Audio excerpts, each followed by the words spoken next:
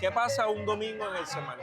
Justamente Pekín, Pueblo Nuevo, Quetillo fueran sacados de ese lugar, trasladados, por así decirlo, para construir la avenida Santander, y pues porque Chambacú también afeaba la imagen turística de la ciudad de Cartagena de Indias, ¿no? Y además de que gentrificación, que no es más que la expulsión de las personas de sus lugares tradicionales de vivienda para generar, por supuesto, oferta turística.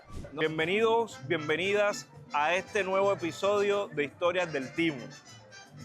Como pueden ver, estamos en un lugar diferente. Ya saben que Historias del Timo es un podcast nómada, no tiene un lugar fijo, porque se mueve donde las historias comienzan. Y es por eso que hoy tenemos una nueva historia.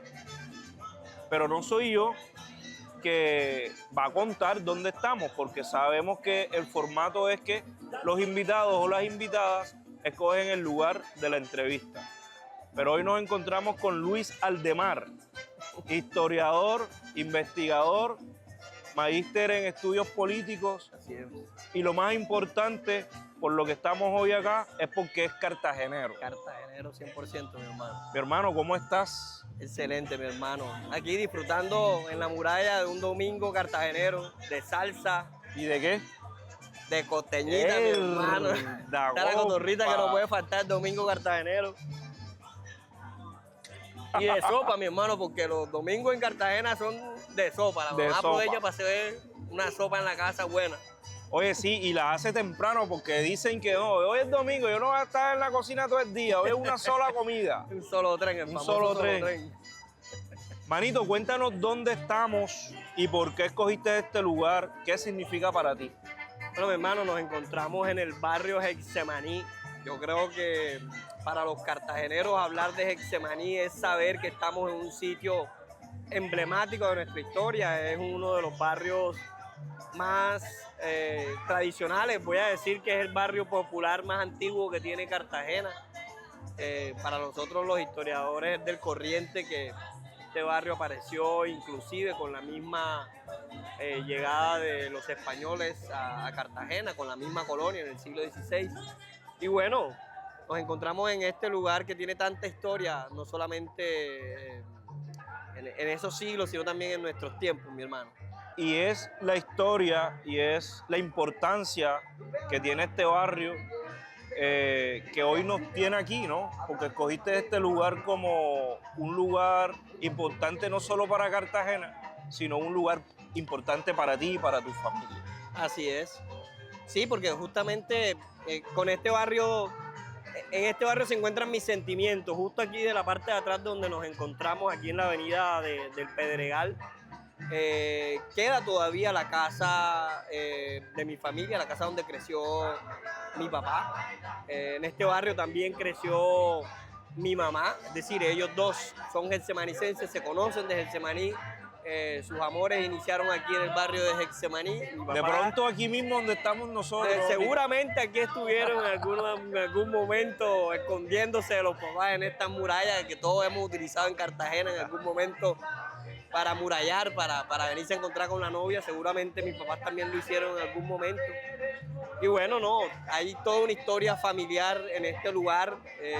Todavía tengo familia aquí en Getsemaní y yo mismo hago parte de la diáspora getsemanicense. Me fui recién nacido del barrio, pero sigo viniendo y bueno, hoy tengo la fortuna de trabajar en una institución que queda aquí mismo en el barrio y que me ha dado la fortuna de regresar todos los días a Getsemaní.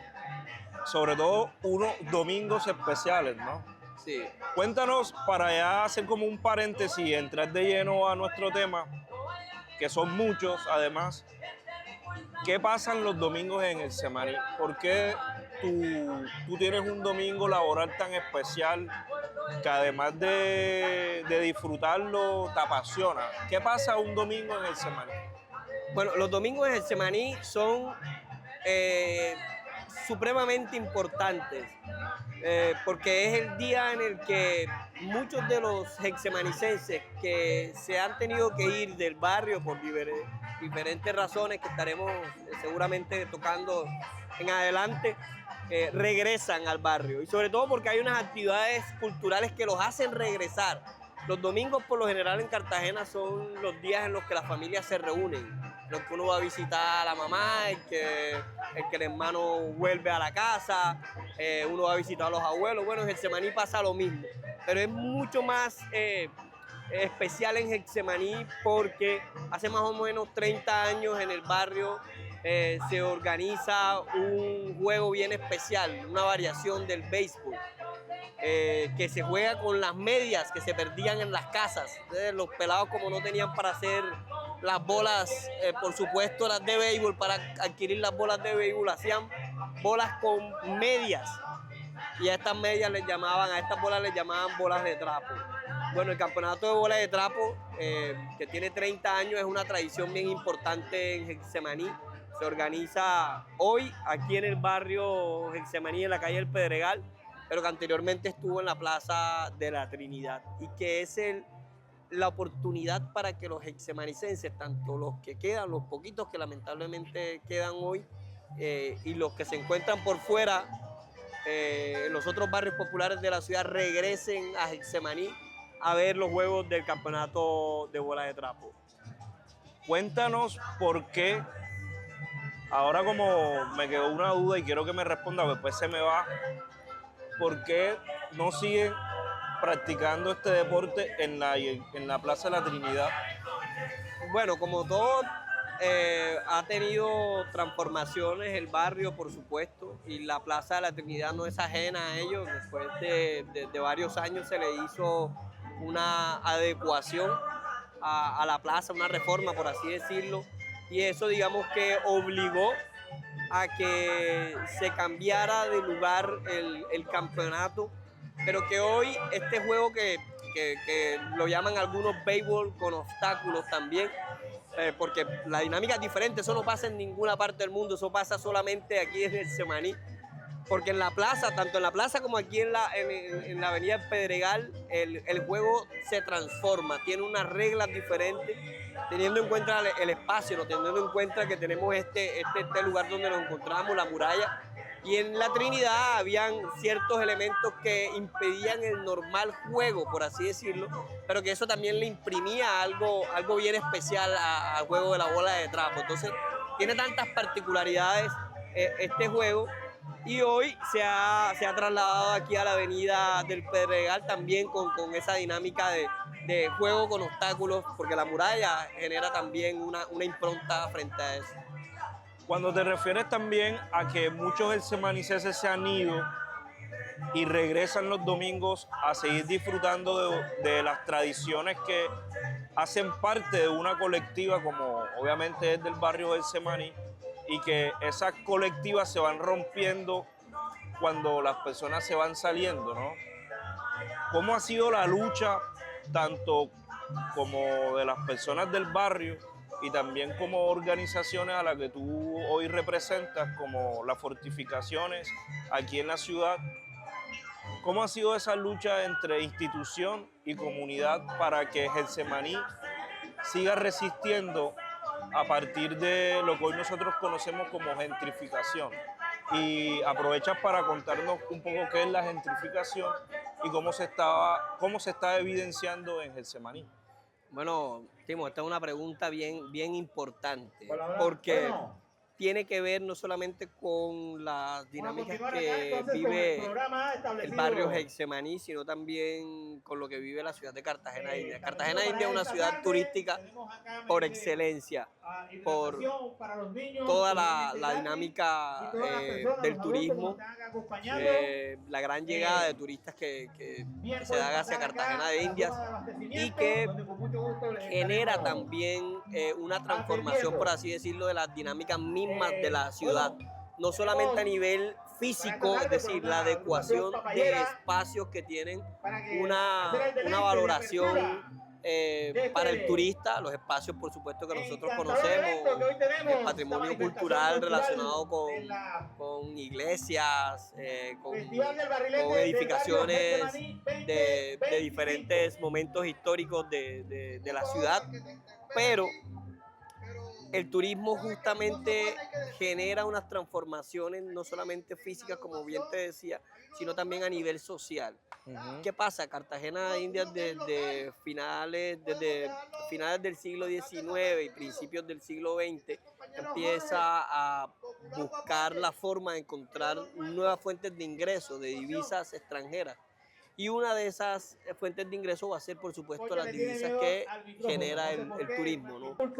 Pero Lucho, como una necesidad económica que se viene a cubrir con el tema del turismo, también puede ser una forma negativa a la vida cotidiana de la ciudad, por ejemplo, la de Getsemaní.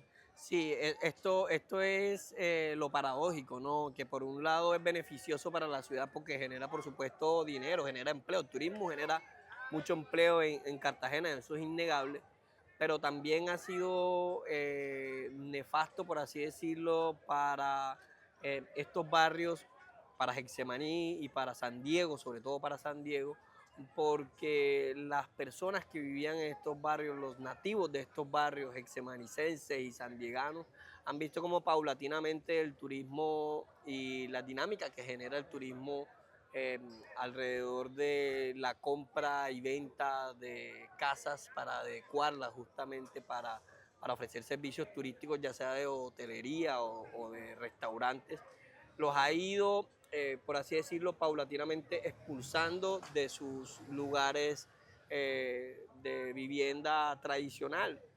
La vivienda se ha ido transformando para darle paso a la llegada de los hostales, los hoteles y a los restaurantes. Eso ha cambiado la dinámica social del barrio, porque ya lo que antes teníamos como personas de barrios populares que se dedicaban a hacer las cosas cotidianas que hacemos nosotros en nuestros barrios, pues ya empiezan a aparecer Claro. turistas en el paisaje. Sí, y para los turistas esa vida es ruidosa, esa vida es de obstáculos, no puedo distraerme, no puedo disfrutar. Pagué un hotel, pero al lado tengo una casa con vecinos que hablan todo el día, que se sientan en la terraza, Que sacan un picó un domingo, por ejemplo, como hoy. como hoy que estamos aquí, está sonando el picó aquí atrás. Sí, y además es que ahora que estás nombrando a San Diego, explícale cómo a las personas que somos de Cartagena y que no tenemos como la claridad, porque obviamente nosotros siempre nos hemos acostumbrado a conocer todo lo que está dentro de las murallas como centro histórico. Y obviamente también para las personas que no son de Cartagena, cómo está dividido todo lo que está dentro de las murallas. Ok, no, bueno, lo primero que hay que decir es que dentro del centro histórico inicialmente habían unos barrios, ¿sí? Eh, Esos barrios, por supuesto, han ido transformándose dependiendo también de la forma en cómo ha ido avanzando el desarrollo urbano de la ciudad. Y dentro del centro histórico podíamos tener el barrio de Santo Toribio, que se transformó posteriormente en el barrio de San Diego, el barrio de la Catedral, que está cerca o en las inmediaciones de la Catedral de Santa Catalina de Alejandría, y el barrio de Getsemaní. Adicionalmente, habían otros dos barrios en estos momentos, se me olvidan un poco el nombre, pero digamos que tenían una dinámica social bien intensa Okay. también, es decir, estaba lleno de personas, lo que hoy nosotros conocemos como centro ¿Alrededor histórico. de más o menos qué época? Bueno, podemos hablar de que a partir del siglo XVI, XVII empiezan a establecerse dentro de la zona que hoy nosotros conocemos como centro histórico, que era pues la parte inicial de lo que es Cartagena de Indias hoy. Pero esas casas inicialmente fueron eh, habitadas por personas que provenían de la oligarquía de la corona, o ya eso es en la época también de la república. No, fíjate que en el censo de 1777 lo que uno puede ver, y esto lo dice también el profesor Sergio Pablo Solano en su último libro, es que en realidad lo que había era una distribución que no era tan, ¿cómo decirlo? Que no era tan marcada en los espacios que podían habitar Ok. personas de de gran ascendencia social o de gran prestancia social o económica con personas que no lo eran. Es decir, podíamos tener a una persona que era acaudalada y al lado de su casa podía tener, Ok. por ejemplo, a una persona que había logrado su libertad. Entonces, en realidad no estaba tan marcada la división social como posteriormente, a partir de la República, sí se generan esas divisiones y empiezan, por supuesto, a vaciarse, por así decirlo, el centro histórico y, por supuesto, la impronta económica empieza a generar esas dinámicas de división social. A partir de ese momento también se como que emerge un barrio, entre comillas, que estaba como ubicado en lo que hoy nosotros conocemos como Las Tenazas. No sé si me corrige, que era como Pekín, que era como caserío, asentamiento. Ahí habían 3 barrios realmente. Fueron barrios que aparecieron a finales del siglo XIX, más o menos. Y son barrios que se conforman a partir de personas afrodescendientes, pescadores sobre todo, y se van a ubicar justamente en la parte posterior de la muralla, entre lo que va en el baluarte de San Francisco, más o menos, hasta Santa Catalina, más o menos donde está hoy el Megatiendas, Okay. en ese sector. Ahí vamos a tener a 3 barrios: Pekín, Pueblo Nuevo y Boquetillo. Esos 3 barrios de pescadores, antes que apareciera la avenida Santander, se encontraban en este lugar y eran unos barrios que también tenían una intensa vida social, muy parecida a la vida popular que nosotros tenemos en nuestros barrios. Actualmente, ¿no? Como Olaya. Precisamente una amiga en común que tenemos, Sandra, compartió una imagen del Universal donde el Universal hacía una animación con IA de cómo sería la ciudad si existiera toda la avenida perimetral hasta el Pozón, ¿no? Y en los comentarios tú podías evidenciar palabras como, o comentarios como. De esa manera sería la única forma en que yo apoyaría la gentrificación, en que sacaran a todas las personas de Olaya y las reubicaran en otro sector para crear una avenida. Y obviamente ella decía, como en el encabezado, cuando uno comparte una información en Facebook, decía, o sea, que sacara a mi familia y a los vecinos de mi familia y a miles de personas que viven en Olaya simplemente para crear una vía, está bien. Creo que más o menos lo que decían, de forma sarcástica. Porque obviamente yo dije, pues pucha, para algunas personas es tan fácil solucionar los problemas de la ciudad que se nos olvida que a veces somos personas. Y lo digo como referencia para tocar el tema que estamos aquí como enfrente de Chambacú y con todo este tema de las familias de Chambacú también que pasó ahora último.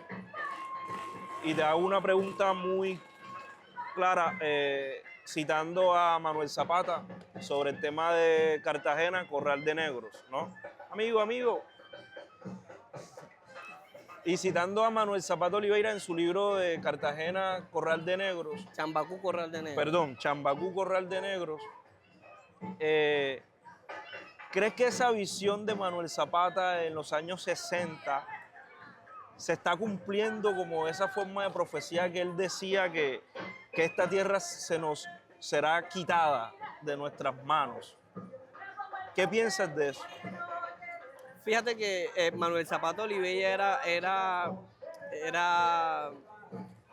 un prodigio y dentro de todo el conocimiento que tenía de este territorio, porque a pesar de no ser cartagenero realmente, su vida realmente la hizo aquí en Cartagena, nos dejó este tipo de reflexiones que hoy cobran sentido, ¿no?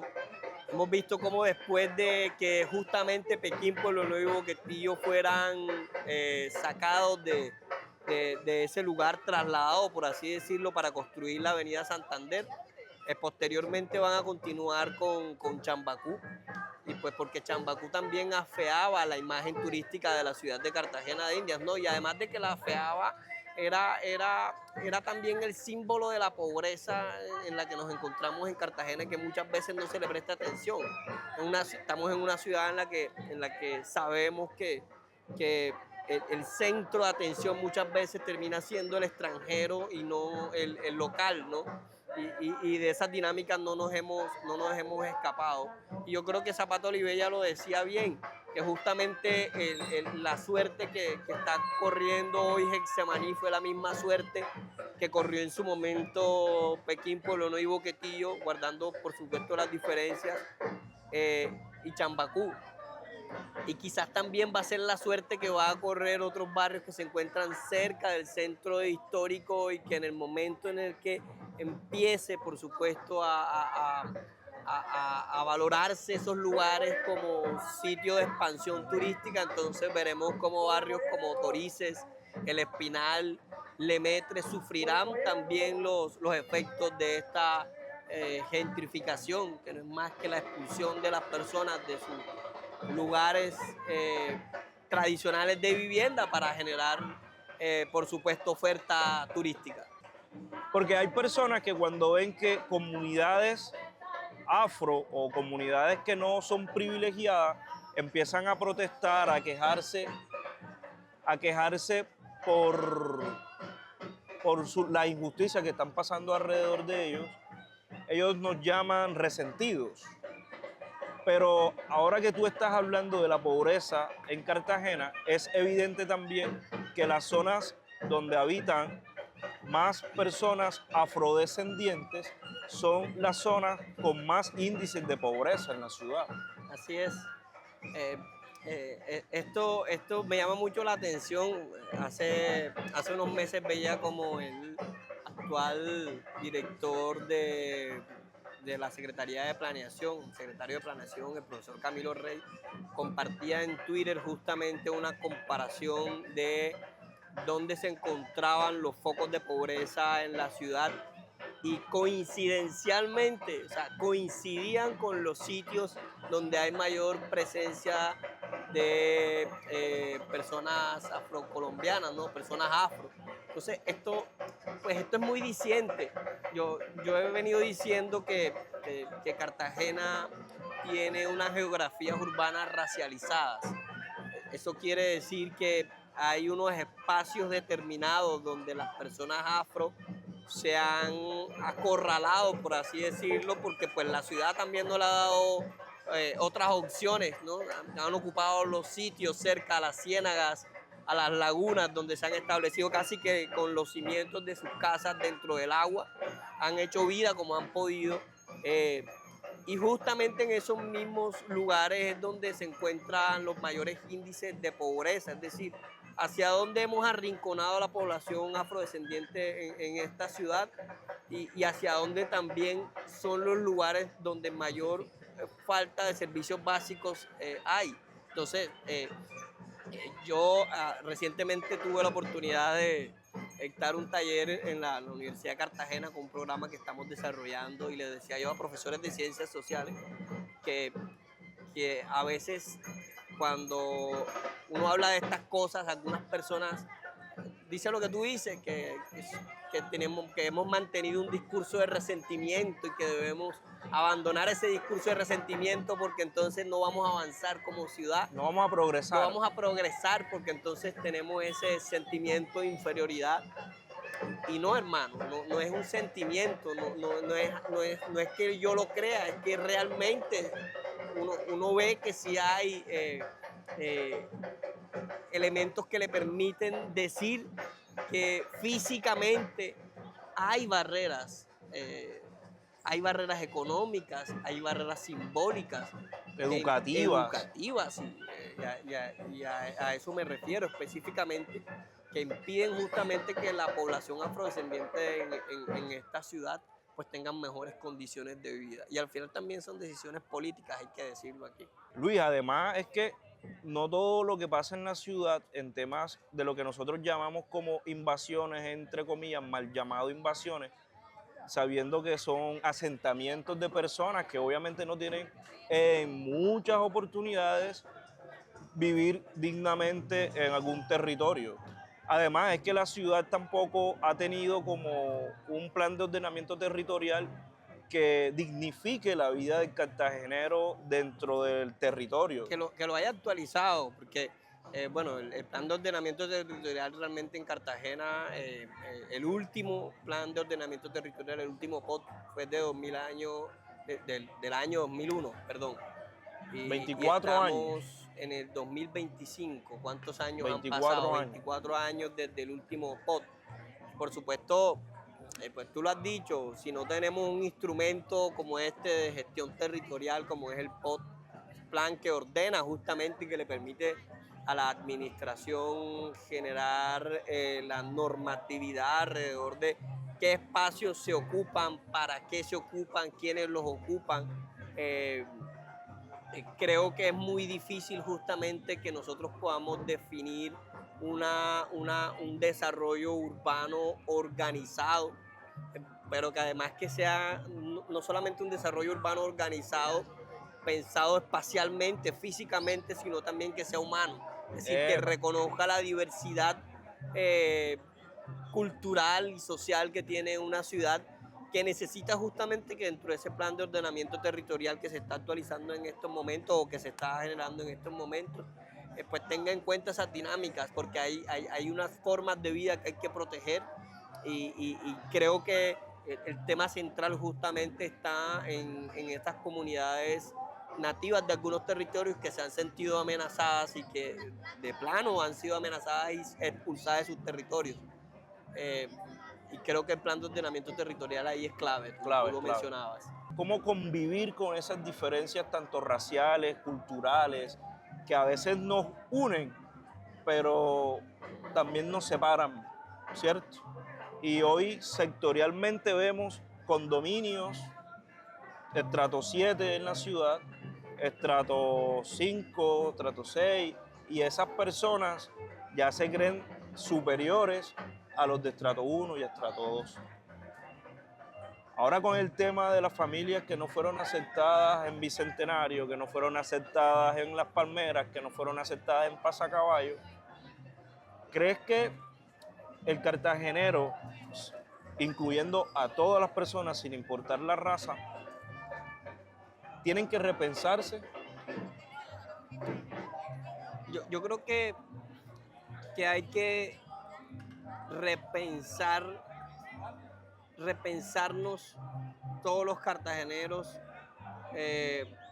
alrededor de qué reconocemos como parte de nuestra identidad, teniendo en cuenta de que nosotros al final somos una mezcla de varias etnias, ¿no? de varias culturas también, y que justamente esa variopinta forma también de conformar lo que hoy somos como cartageneros debe permitirnos justamente, en vez de dividirnos, unirnos como ciudad. El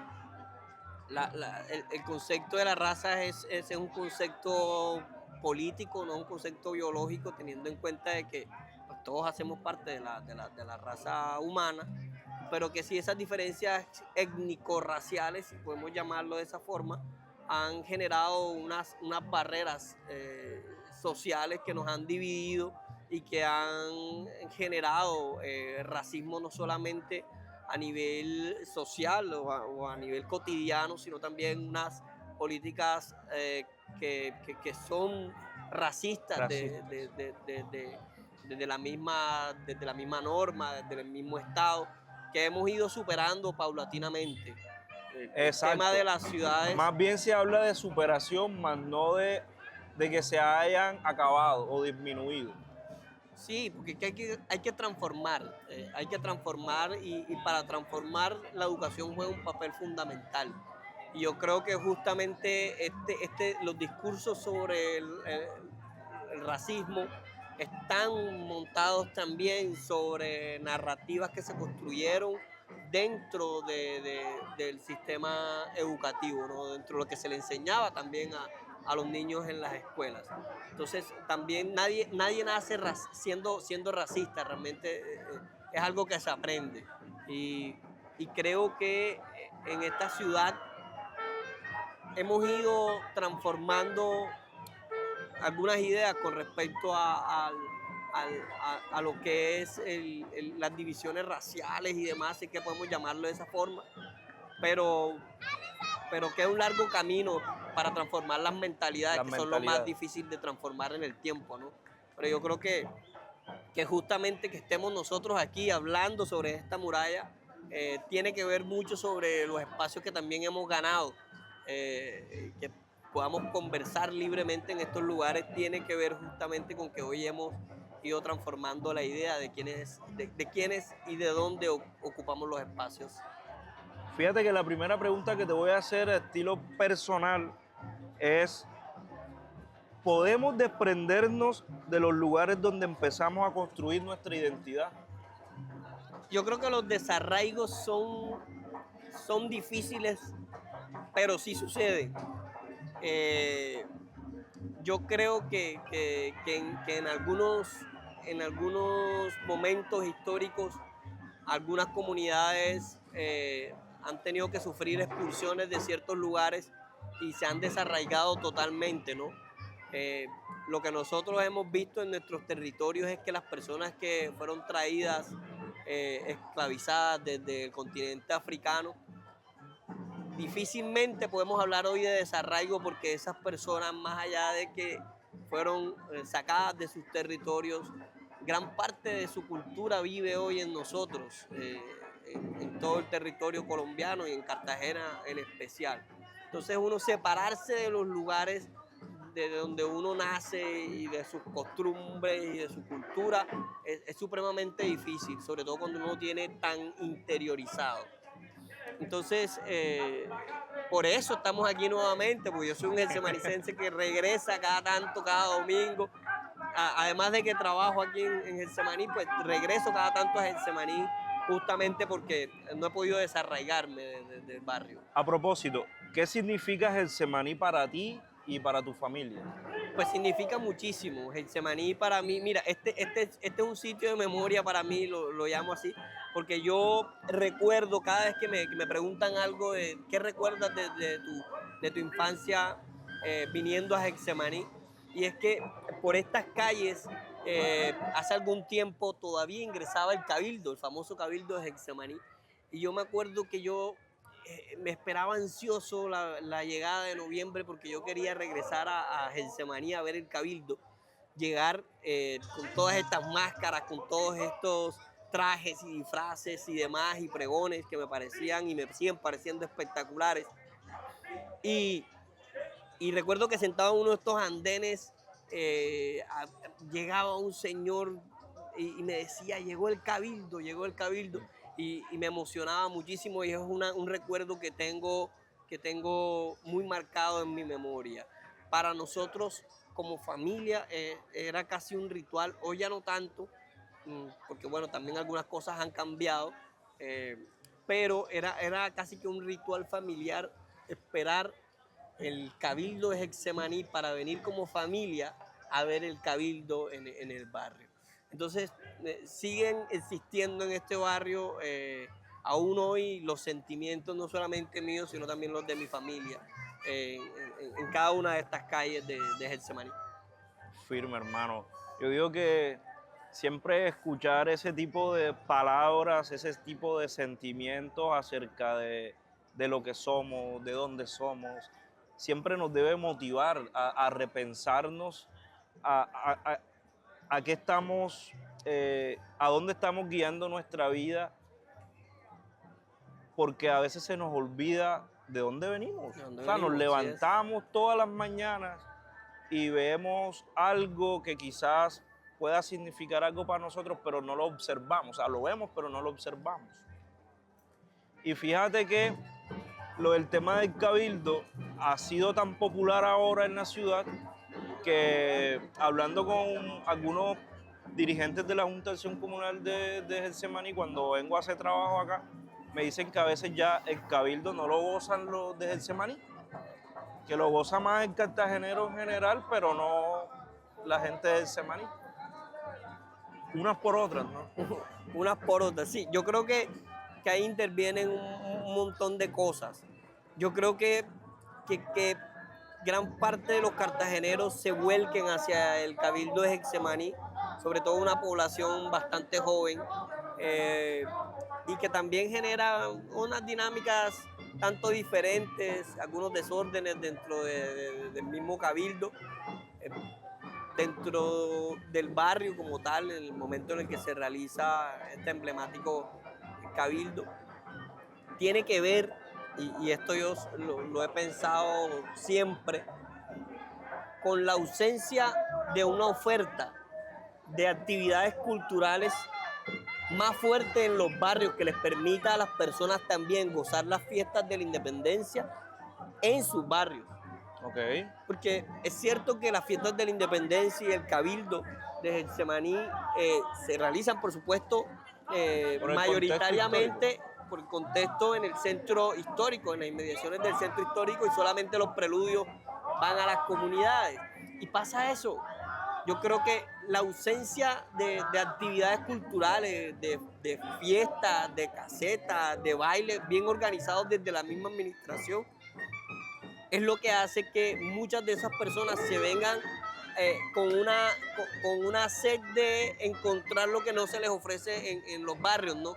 Entonces, pues también estaría mal uno decir que todas las personas que vienen a Getsemaní a buscar también un disfrute, a aruñar un poco el disfrute que se ofrece en estos sectores, pues estaría mal de mi parte. ¿Sí? Puedo entender también por qué sucede, o creo entender por qué sucede. Y creo firmemente que es una falta de oferta de actividades culturales en otros sectores que hace que gran parte de esa población se desplace hacia estos sitios, que no está mal, está bien, sino que a veces también desbordan la capacidad que tiene el mismo barrio al momento del cabildo. ¿Se podría definir en pocas palabras a un cartagenero o a un getsemanicense? ¿Podría describirse? Yo no sé si fácilmente, pero sí yo diría dos palabras que yo creo que son clave, compa. Alegría y resistencia. De acuerdo. Ey, yo no sé si hay ciudadano en el mundo que tenga más aguante que el cartagenero. Aquí el cartagenero aguanta mucha vaina, aguanta este solazo que hace todos los días en la ciudad, aguanta andar en una carretilla vendiendo plátano con 40 grados, Mototaxiá. lluvia, sol, y está el cartagenero aguantando, pero siempre está aguantando con una sonrisa, y eso es lo paradójico. Difícilmente tú, mira, el cartagenero hasta amargado es alegre. Ok. Porque insultan como jocosamente. ¡Ey, cachón, pila! Hermano, ya como para ir finalizando nuestra conversa, que puede durar horas, siempre lo digo, y bacano porque cuando estabas hablando sobre el tema de que a veces nos desprendemos de nuestro territorio, de donde somos, y una de las razones por que yo hago este podcast es por eso, ya que a veces culpamos al territorio, culpamos al barrio, culpamos al pueblo, culpamos la vereda, culpamos la ciudad de lo que pasó, obviamente, en ese lugar determinado. Pero creamos una narrativa negativa alrededor de ese territorio y obviamente nos alejamos de él. Y si nos alejamos de él, pues obviamente también nos vamos desconectando de un poco de lo que somos.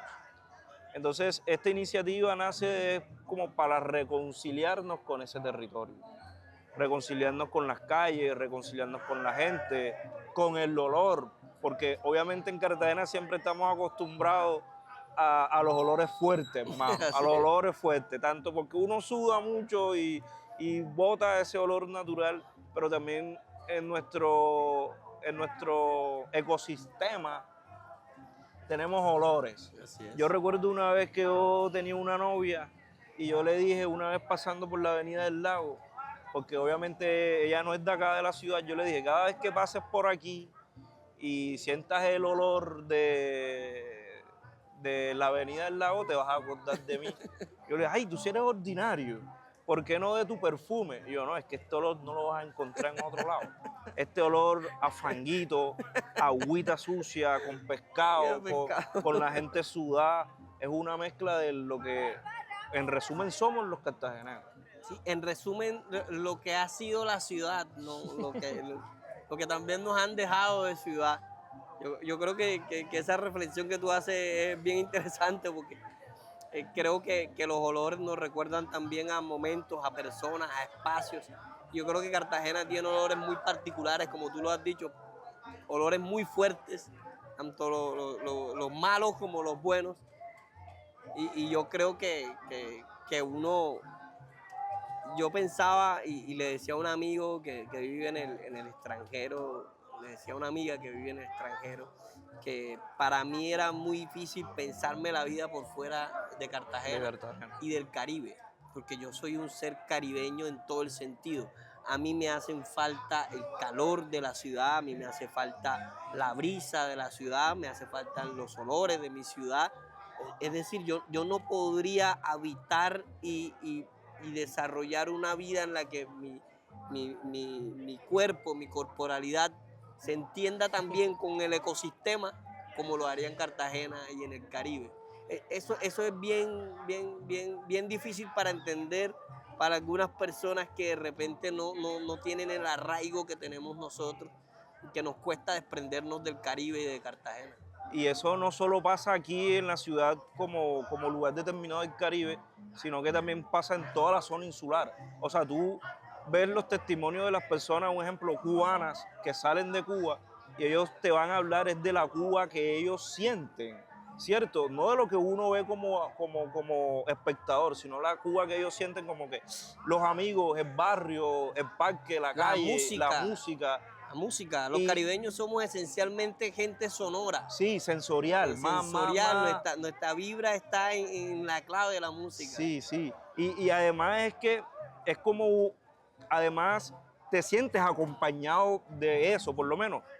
¿Por qué por qué tomarte una cerveza en la esquina con los amigos? ¿Por qué esa necesidad si te la puedes tomar dentro de tu casa, en otro lugar, en el patio, no sé? Pero ¿por qué esa necesidad de que nos vean sentados en la esquina, tomándonos una cerveza con los amigos y saludar a todo el que pase? ¿Por qué esa necesidad, compa?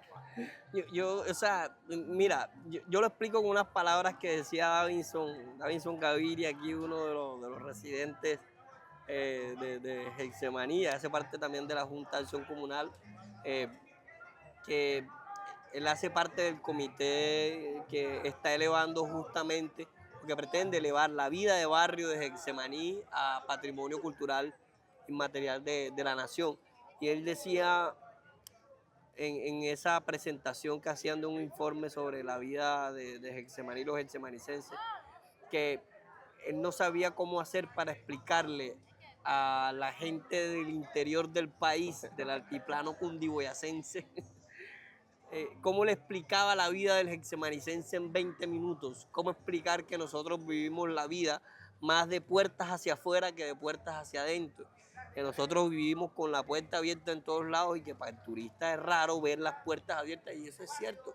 Nosotros vivimos la vida en función de la calle, en función de la esquina, en función de sentarse a joder en la esquina con los vales, a tomarse una cerveza, a escuchar música. Es decir, nosotros, nuestra vida está en función de la calle y de la forma en como conectamos con los demás, con las personas. Es que además también no solo todo lo influye es el entorno, el calor. ¿Cómo tú vas a hablar con los amigos dentro del cuarto con ese calor? Dime. No Jamás, se puede. tienes que echar para afuera, ponerte la franelilla en el hombro, Ponerte una camisita esta una bien fresca. camisita Porque suave si no, y con la camisilla echándote fresco, compa, porque no vas a poder con el calor. Ahora que hablas del tema de Davinson, hace poco me dijiste que ya había salido el último censo que evidencia cuántas familias quedan como residentes en el Semaní. sí, justamente hace unos días tuve la oportunidad de asistir justamente a este evento donde con el acompañamiento de la Universidad de Cartagena, la Junta de Acción Comunal del barrio, pudo conocer cuál es la realidad.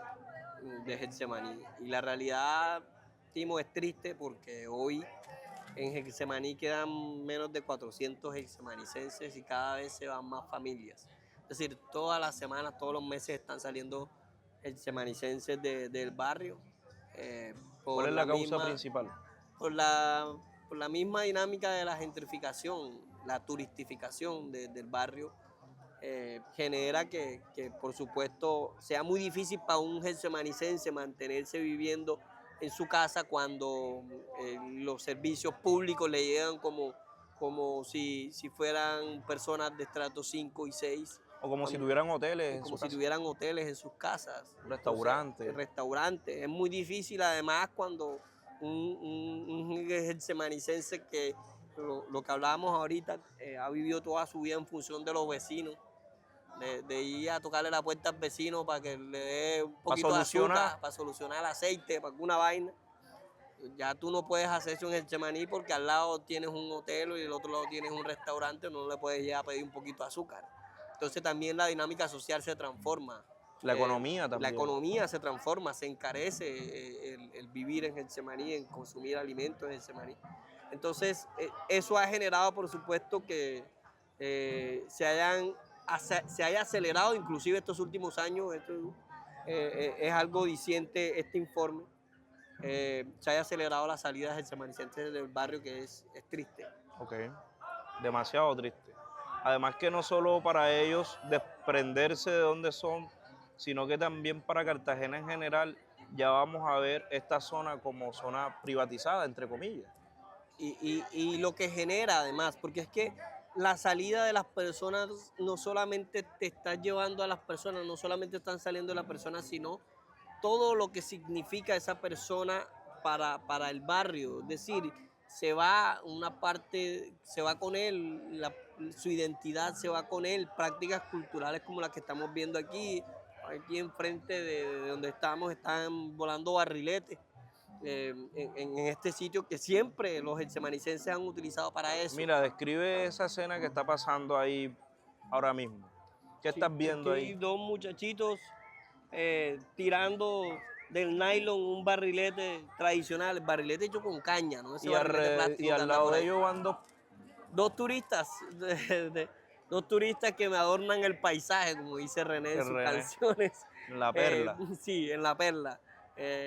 Y parece paradójico, pero justamente en estos días veía cómo los boricuas se quejaban también de esta misma problemática, de cómo en sus barrios tradicionales también están luchando contra la gentrificación, y es muy difícil. Entonces, estas escenas que nosotros estamos viendo aquí hoy es lo que se pierde con la salida de la gente, porque entonces ya no vamos a tener niños que estén haciendo barriletes, ya no vamos a tener a señores jugando aquí bola de trapo.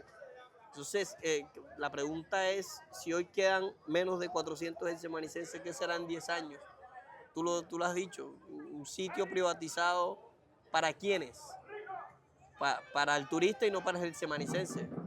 Y para el cartagenero, en resumen. Y ni para el cartagenero, porque entonces también eso transforma la forma en cómo el cartagenero vive sus espacios, su espacio público, sus fortificaciones, su patrimonio cultural. Le impide gozarlo de manera efectiva. Y es lo que nosotros tratamos de hacer también desde la institución en la que trabajo. ¿Cuál institución? La Escuela Taller Cartagena de Indias, que es la administradora de las fortificaciones.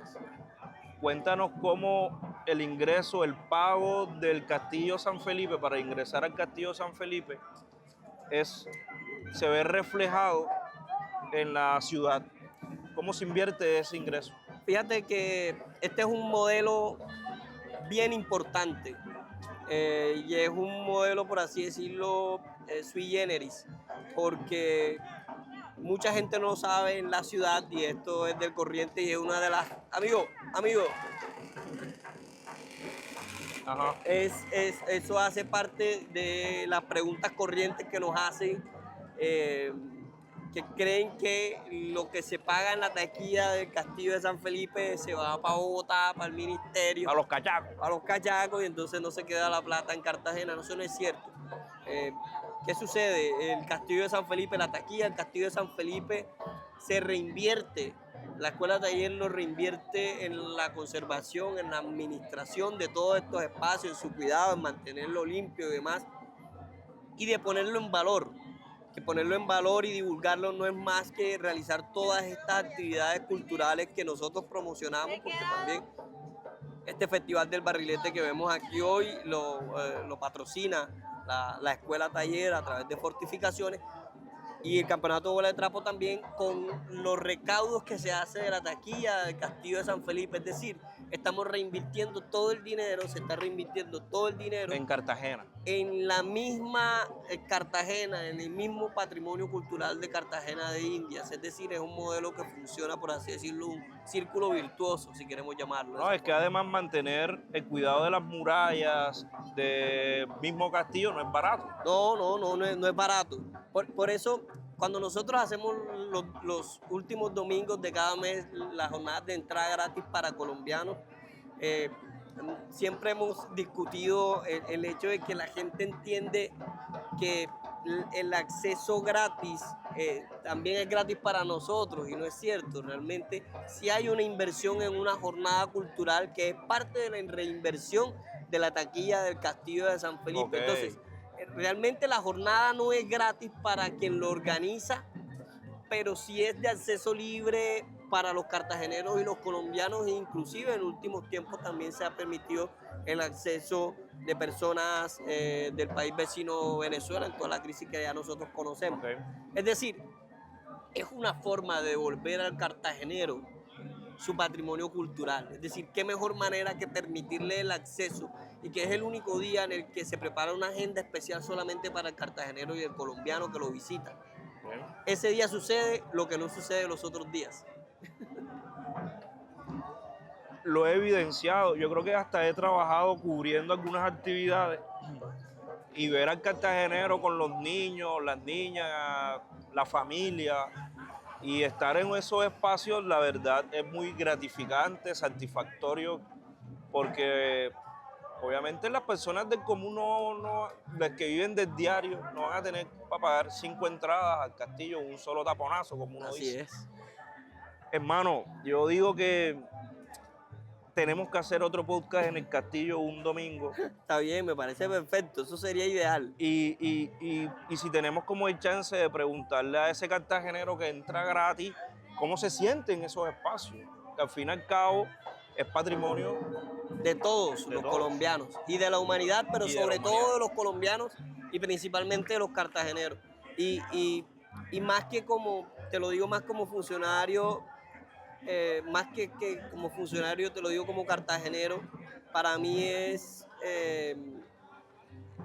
gratificante que nosotros podamos tener la oportunidad de disfrutar nuestros espacios patrimoniales de manera gratuita, pero sobre todo hacerlo de una forma tan agradable, Okay. en el que haya una oferta cultural que te permita a ti gozar justamente de todos estos espacios. Y además que te sientas representado con esas muestras culturales. Claro, porque No vas a traer cantantes que cantan en inglés, vas a traer cantantes. No, estamos mostrando la cultura. nuestra cultura colombiana. A veces hemos tenido, por supuesto, también algunas agrupaciones de algunos géneros musicales, por supuesto, diferentes a los tradicionales, pero nosotros lo que más promovemos es nuestra cultura caribeña y colombiana: el bullerengue, la champeta, el vallenato, la salsa, el jíbaro y todos los géneros musicales, y además no solamente la música, sino también los bailes y danzas que tenemos en la región, muestras teatrales. Hacemos un montón de cosas ese día, Timo, bien elegante. Lo sé. Que podamos hacer otro podcast en el castillo. De una. Esa invitación va. Yo creo que para noviembre quedaría perfecta. Elegante. Vamos a organizar. Hermano, de verdad, muchas gracias. Sabes que siempre mi admiración para ti, en lo que has logrado alrededor de todo ese tema de la construcción de memoria colectiva en la ciudad. Yo creo que necesitamos más cartageneros que se pongan la 10 y eso no quiere decir que trabajen de gratis, entre comillas, sino cómo visionarnos desde nuestra profesión, de nuestros oficios, de nuestros conocimientos, para que la ciudad sea una ciudad más agradable para nosotros mismos. Así es. Y de verdad, felicitaciones por todo ese trabajo que vienes haciendo, tanto en lo cultural como en lo administrativo y sobre todo en lo académico, porque a veces la academia se queda ahí, en la academia, y no sale a la calle. Y lo que están haciendo, de verdad que hay que ponerle siempre la lupa porque es algo interesante. Espero que este no sea el último, compa. La verdad que hay muchos temas. Seguramente no, porque por allá tenemos muchos temas más que tocar de Cartagena. Entonces, hermano, de verdad, muchas gracias. De verdad, compa, un gusto siempre saludarlo y hablar con usted. Los micrófonos son suyos para No, un mi hasta hermanito, luego.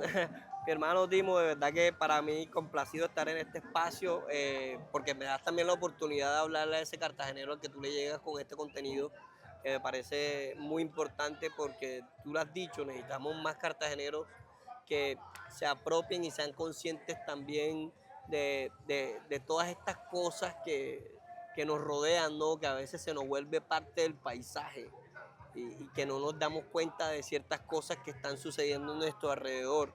Y mi interés, más allá de un interés como académico, como investigador, es un interés como un cartagenero preocupado por su cultura, preocupado por su ciudad, que quiere que más cartageneros tengan la oportunidad de disfrutar de su cultura, de disfrutar una ciudad más amable con el mismo cartagenero, que primero los cartageneros y después los turistas, yo siempre lo digo de esa manera, y no es porque queramos pues no invitar a la ciudad a que vengan los turistas, sino que necesitamos que esta ciudad también genere espacios amables con el mismo cartagenero que le permita disfrutarlo de manera efectiva. No es más que esa mi intención y desde donde esté, ya sea desde la administración, ya sea desde la academia o desde el barrio, siempre voy a tratar de aportar para que eso sea de esa manera, hermano. Así que muchísimas gracias, de verdad. Compa, Elegante nuevamente, elegante. gracias. La buena, hermano, siempre. Ya saben, nos pueden seguir en Spotify próximamente, en YouTube, Historias del Timo, en Instagram, Historias del Timo, en Facebook también. Y pueden ver este contenido exclusivo, sin pagar premium. Muchas gracias de verdad por estar aquí. Y si notan que se cruzan, que ruido, hermano, estamos en el barrio. Así es vivir, así es grabar en el barrio. Hasta luego, compadres. Gracias. Ey, man, Elegante, firme, man, elegante. firme.